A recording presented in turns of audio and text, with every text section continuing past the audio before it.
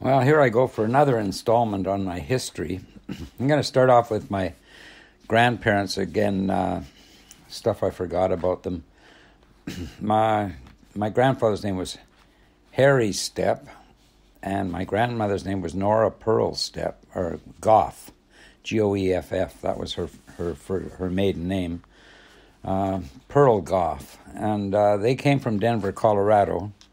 That's where my dad was born, and my grandfather used to run a wagon train up the mountains or somewhere near Denver, and my grandmother, she lived on a little farm outside of Denver somewhere with her parents, and I don't know how many brothers and sisters. I did delve into the history, and I found my DNA on the Stepp side goes way back through down about to 1635 or something, down through the Carolinas. They came over from England, and the Stepp family before that goes back to 10,000 years in England. English-Irish, my heritage is English-Irish with a bit of Scottish, 49%. And then 29% Scandinavian and 21% Southern European. And the Stepp family, they go back into probably Germany. I think they were farmers or something. And then way back through there, who knows where. I think it's down into Ethiopia or something. If that course is true. I got mine done by National Geographic. And then my mother's maiden name was Smith. Her mother's name was Smith, and her dad's name was John Cadden. Eleanor Smith was my mother's name. That would be my other grandparents. Now, the Stepp grandparents, they got married in Denver, I guess, and they had my dad, that's Frank Stepp, and my uncle Monty Stepp, and Auntie Vera. And my grandmother knew Buffalo Bill when she was a little kid. His sisters had a ranch near my grandmother's place, and she used to go sit on his knee when he was visiting. And then years later, when he had his big Wild West show, he came back to Denver, and he remembered my grandmother, and he gave her front row seats at his show. And she used to be able to ride along and shoot a gun like Annie Oakley, off a horse and everything, target shoot. Like, I actually had that gun for a long time. It was a Marlin 22 with an octagon barrel. My dad gave it to me, and unfortunately I sold it to my cousin Reed Finlayson, who said he was going to hang on to it and I could buy it back someday, and he went and sold the darn thing. Gee, I'm so sorry I didn't keep that gun, because I tried to give it to Jesse once and he didn't want it. But it was a real family heirloom. But anyway, it's gone now. So then my grandparents on the Stepp side, they took a wagon train up to and settled in Gem, Alberta. And they lived there for a while. It's a small town east of Calgary. And then they made their way out to Sicamous and homesteaded in Sicamous out by the... there's a place called Stepp Pit Road out there, which my grandfather had a sawmill back in the mountains there, and it's a beautiful little piece of land and nestled between the mountains and a valley with a little creek going through. And there was it turned into a garbage dump in my early years in Sicamous. We used to go up there and look through and try to find old things, and I took Jesse up once to the other old garbage dump out of Sicamous, which was on the road that went past the CPR hotel. And we took the old gun and went shot tin cans out there. I still got the tin can with the holes in it in my collection of stuff. Anyway, my grandparents settled there, and they had some friends across the road that built a beautiful log cabin that's still, a log home that's still there. Gosh, I can't remember their name now. I will eventually. Later on, I'll tell you. But she had the most fantastic salt and pepper collection of, I don't know whatever happened to it, but my sister would know the names. My mom and dad, like my mother's side of the family, he worked on the railroads. He was a drunk. I told you before, my mother threatened to kill him once when she got older. He used to beat up her mother, and he never gave them much money. They lived on potatoes and like Irish people, you know. And I heard my grandmother Eleanor. Now, she used to clean houses for people and stuff like that. And I think, I don't know, the story is maybe she slept with a few of the guys on the side to make a little extra money. I often wondered if my Uncle Johnny was just a half-brother, because he doesn't look like the other Cadden family, like Auntie Nell, Auntie Mary, my mother, Uncle Bert. And Uncle Eddie was my mother's younger brother. He died when he was 14. He fell on his gun out hunting down in Mara and shot himself in the stomach and died. His grave's down in Mara where my mother's is. And anyway, Uncle Johnny, he was a great guy, Uncle Johnny. And Auntie Leona. He never quite looked like the other Caddens. Part of this story, I'll get back to the grandparents, so why I'm thinking about it. When me and Donna were about 12 years old, I was about 12 or 10 or something, we took a trip to Lillooet one summer, drove into Seton Lake and stayed at Lillooet for a week in there, 2 weeks or something, at Uncle Johnny and Auntie Leona's place. Their kids were only very small then, and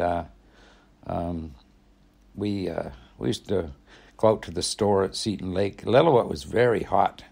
And I remember I went up the mountain once with Uncle Johnny. He took me up to his logging camp up the mountain, and we packed a lunch. And I was just a little kid, you know, and a young guy. So we get in the crummy with all these guys, and we drive up the mountain. And we got to this spot where, it's a weird story, this guy had parked his car, left his truck or car up there, I remember, and someone had got up and took a great big poop on top of the hood of the car. There was this big pile of shit on the car. I don't know what's that all about. Anyway, they all laughed, and oh boy. And then we went up to the camp all day. I just remember how hot it was and thinking that, boy, I'd hate to have a job like that. And then we used to go swimming. I think Auntie Leona worked at the lake, at the store at the lake in Seton Lake.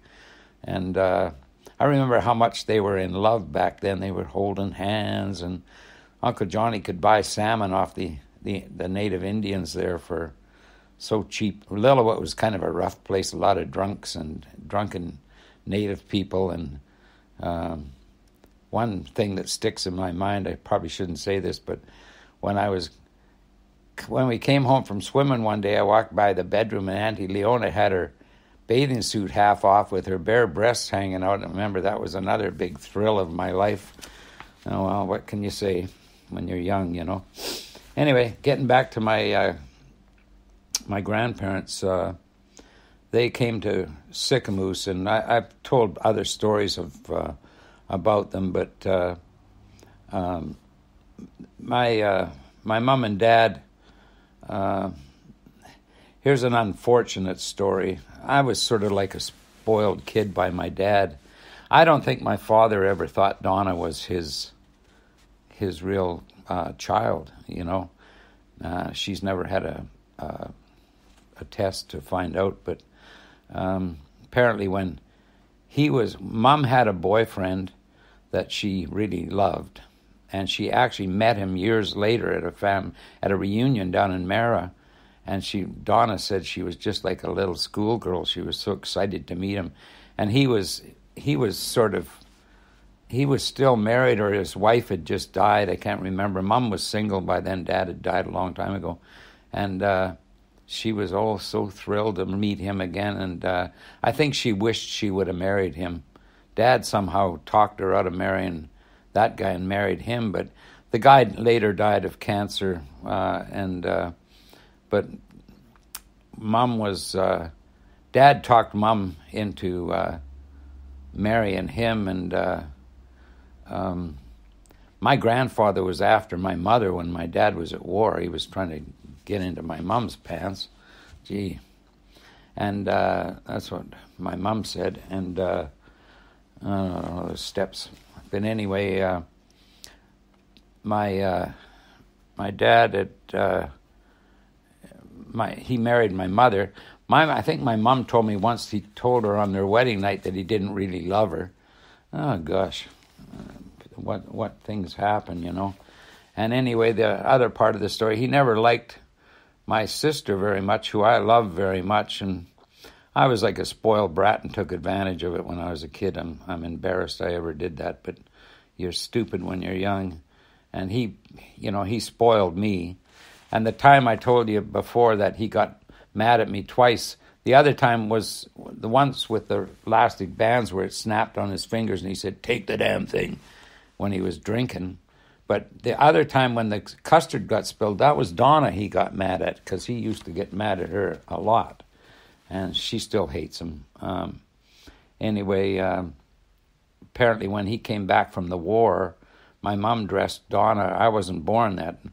My mom dressed Donna up as a cute little dress that she always had, this little tartan dress, and bundled her all up and walked over from Sicamous over the train bridge, which is a long walk in the freezing cold, and it was middle of winter time, over to the train station to meet Dad.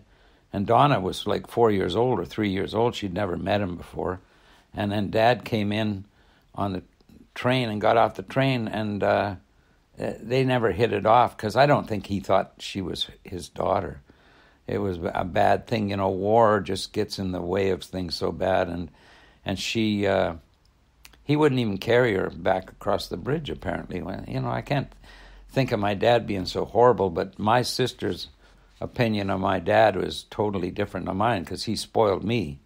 He, when I was a kid, I could get pretty well anything I wanted from him, and he was always sort of mean to Donna. He would always side with me. And then when I learned how to drive, I used to go out and he'd let me drive the truck. We had a 1946 Ford pickup truck. I painted white walls on it and painted the fenders gray. It was a green color. And I used to drive it around the ball field, around and around and around. And then when we would go on these trips to Frog Lake, we'd go up to Frog Lake, and it was a lake about 7 miles up the mountain out of Three Valley Gap near Revelstoke. We'd go up there fishing and picnicking, and we'd also go up all the old logging roads fishing with fly fishing. And Dad would move over in the truck and let me steer and drive. That's how I learned how to drive. But one thing I do remember is when I was a kid in Nelson, he bought me one of those pedal cars. I had a little red pedal car, which I loved. But the thing that I really loved that I still have, it's about a 6-inch long, maybe 6 or 8 inch long toy car that's made of metal with a plexiglass roof. It's like a Ford Sunliner, about a 1954. It's an Irwin make, it's called. And it has little windshield wipers that when the wheels go, the windshield wipers go back and forth, and it has a clear plexiglass roof, and the wheels on the back have that motor in them that when you push it on the floor and let it go, it'll go by itself, right? But it needs to be fixed a little bit. But another really neat thing is my dad made one thing he did make, which is really neat, which I still have, is he out of a tank. He was a welder, and he owned the shop in Sicamous. But he was, when he went to war, he was a welder over in England making tanks, and he made this little heart out of the glass that's in the periscope of the tank. And it's thick, and he cut these little holes in it and put a picture of him and Mom and Donna in it. And it's got little brass posts with a sort of a ebony bottom on it. I still have it. And I still also have a little candle that I gave my mother when I was very, very young, and some poems that I wrote her. The little candle's a little fawn with the candle wick coming out of its head. I got it wrapped up somewhere. And another thing I want to tell you is that the talent contest that I did in Sicamous with Jimmy Johnson when I was 12, I remembered the other song. It was a Fair and Young song, and it was called, here we go, Be Alone With You. One song was Don Gibson, It's Been a Blue, Blue Day, I Feel Like Running Away. The other was How I'd Love to Be With Alone. How I'd love to be alone with you. Yeah, we sang harmony on that. Anyway, that was by Farron Young, that song. I remember also, well, let's see here, Learning to Drive, failed fun.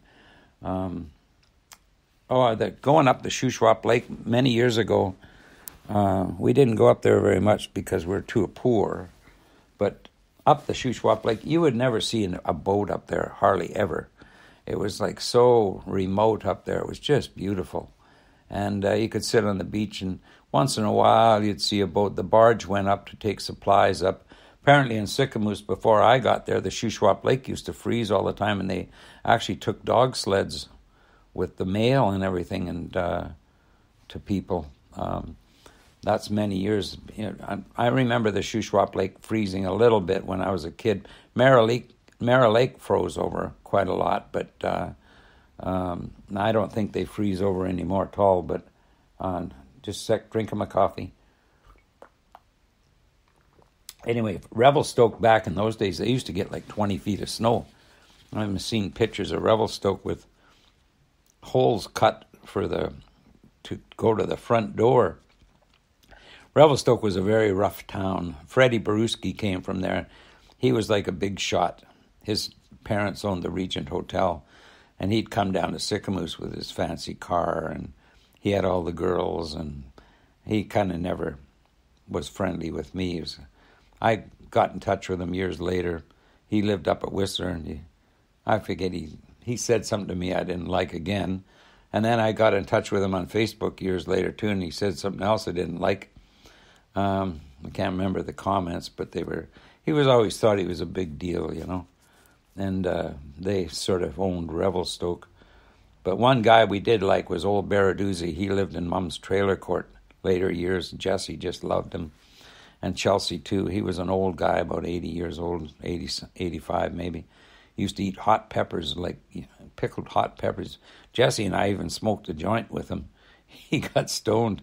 I remember he said, saw a good-looking girl walking by. He says, "Oh, look at that one." He says, "Oh, the mind's willing, but the body fails me." I remembered another quote by my mom used to say all the time, "Why buy the cow when you can get the milk for free?"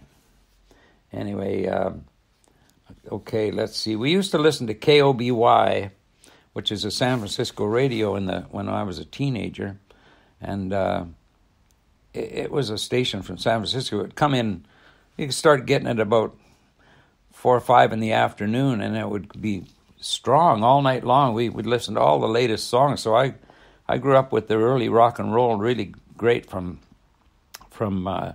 San Francisco. It came from that thing, that radio station. Another thing was there was a Midway came to town once, I remember. I always remember how sleazy the people that worked with it. It was like a crummy little one. Anything that would come to Sicamous wouldn't be too much of a big deal. Like a traveling bunch of gypsies or something. Anyway, I remember getting on this one of those salt and pepper shakers that has the arm with the carriage on each end, and it goes around and spins around. I don't think this one spun, though. I think it was just fixed, because we got into it. I was just a little kid, and the guy put the seatbelt around me. It wasn't tight enough. When we went upside down, I was hanging about 6 inches off the seat, scared out of my wits. Man, I'll never do that again. Anyway, another story from Sicamous was, let's see, some of my girlfriends, Cindy Fell. We used to party out at Lindy Lazon's, I told you before. The other one, I can't remember her name, the little fat one that I tried to feel up. And then there was Connie Martinook. Her and I used to go out periodically, and we used to take my dad's truck and park in the bush. And she was a Catholic. I tried and tried on her and never could get anywhere. Well, I get a little bit, and then it would be stop, every time. Our girls back in those days were very prudish, and And then I went out with June Carmichael for a long while. She was a beautiful girl too, but I didn't get to first base with her either.